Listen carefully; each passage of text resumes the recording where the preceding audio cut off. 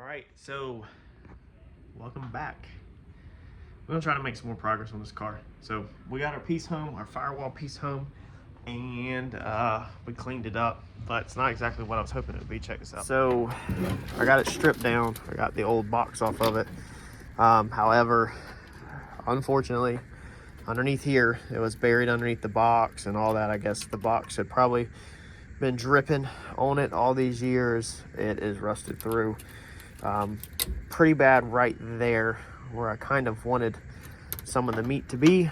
So I don't know how much of this thing I'm going to be able to actually use at all, if any, honestly.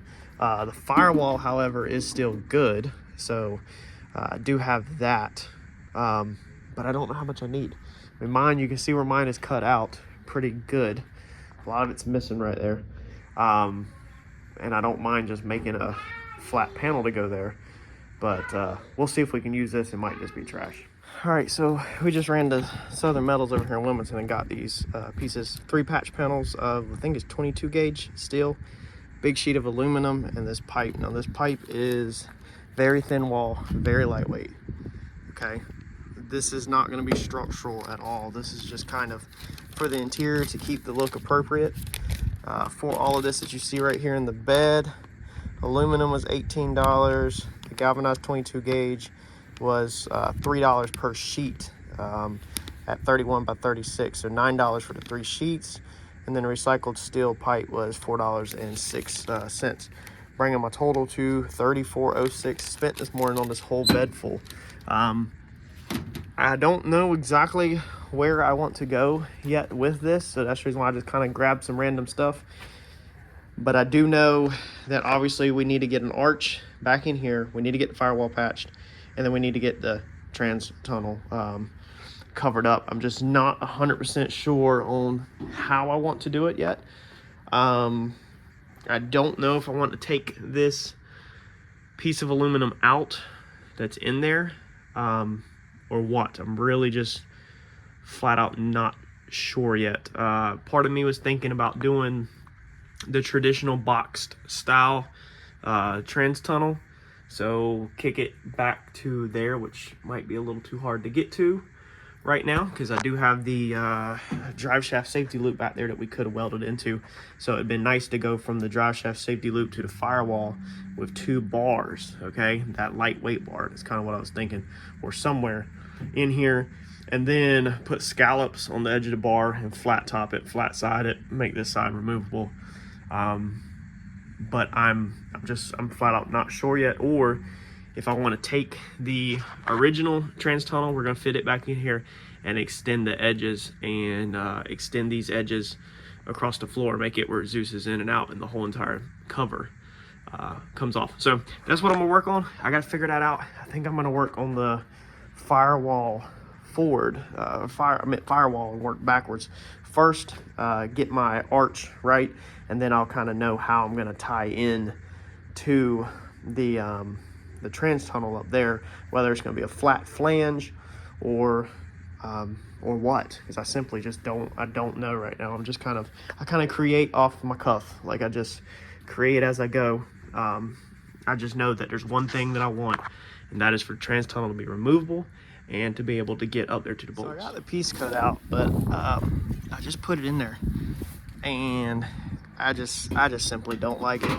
I just simply don't like all of the non-smoothness. I mean, it can be painted up, and you know, it can be cleaned and painted up, but just the holes and the ridges, and by the time you smooth all that, then it's just more work than going just straight piece of metal to fit this. So about to bust out the poster board, and we're going to try to build us a nice patch panel that's going to follow that seam and the radius all the way around, and that radius right there down to there. And once we get that batch panel, then we will weld a lip to that to then go forward off of, however we want to do that. So let's get some poster board cut up. All right, so when I'm doing my poster board, just in case you're new to this, you're not gonna get it right, so you literally guess at it. You literally just start cutting And you can also push really hard on the poster board and make imprints of the item behind it, and use your Sharpie and scribble, and sometimes you cut it in half. Like, instead of trying to get this whole piece, I literally cut it in half, and I did this piece first. I wanted to follow this body line, and then I just went up with it because I don't know what I want to do, because the body line disappears right there, but I've got a cutout all the way up to here on the firewall. So I think I just want to go straight up with it so it disappears under this lip. And we can blend this in with a little bit of body filler or seam sealer if we weld all that up.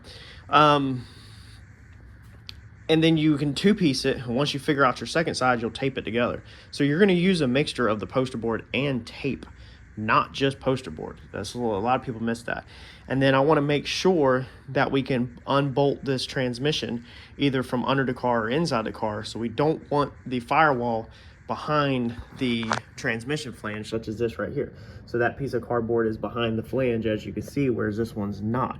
So we want the cutout of the firewall to follow the transmission. Now, I'm not going to clean up that edge of that poster board because I can clean that up out of the metal. So I want to get all of that right, and then just get the perimeter around the trans really close, and then get it onto a sheet of metal, cut the metal, and then when I put the metal up, then I can drill 1/8 holes, or use the holes that are there, put clecos in there, and then I can trace my transmission perfect onto my metal, and I can get my gap perfect around my transmission, and move forward from there. But we're trying to make this thing one piece that just slips in, even if I have to make a bend in it, which I will. So we almost got the outside done.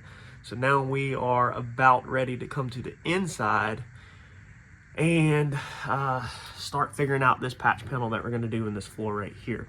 I wish I would have saved that piece of cutout. If you can save anything you cut out of your car in a scrap pile out back or in the ditch, always save it. And then actually I can see from the inside that I missed a corner, so we would need to tape a little piece. Oh no, I didn't miss the corner. It's right there, but that's just where there was a hole right there, so we'll have to fill that up with something, but I didn't miss it. So yeah, I just wanted to give you that little piece of advice, is keep in mind that your poster board doesn't have to be perfect. Just start cutting, and things can be at an angle and whatever. You're just making a template. So I mean, you can literally just take pieces and freaking tape it like this if you want, you know, whatever works. You could tape stuff back together till you get a template, and I'll show you my template when we're done, and you'll see what I'm saying pretty much. So I'm gonna keep at it. When I'm transferring my template over, if I know that I need something just a little bit different, I'll go ahead and add it, such as this right here. We're gonna go ahead and just add a little bit more to this so I can fold this down and get like a spot weld in there. And then I cleaned up that edge across the top. And then like right here, this little tear, I know there's gonna be a bend on this right here, and I wanna come straight down by like at least an inch straight down, and then we're gonna put a bend in the metal right across that line. So instead of fixing it in the cardboard or poster board, I'm just gonna fix it on the metal. So your poster board ain't gotta be perfect. It's just an excellent way for you to get really close and figure out your template, transfer it over, hold it down with some magnets, and then there you go. And then like this right here, I know I want this straight to these 2 points, so I just got to connect the dots. All right, got our metal or our template transferred over to the metal. Went ahead and just laid this on the edge of the 2x4 like that right there, and then just tap it with a hammer, and that will give us just a little bit of bend. We can form it. This stuff's pretty thin, 22 gauge, and then this is going to need to be bent somewhere, but I got to mark it. So let me test fit this in. And it looks decent. We could probably get some 1/8 inch holes in it to put some clecos in it. We'll just use the holes that we already got from the inside, probably.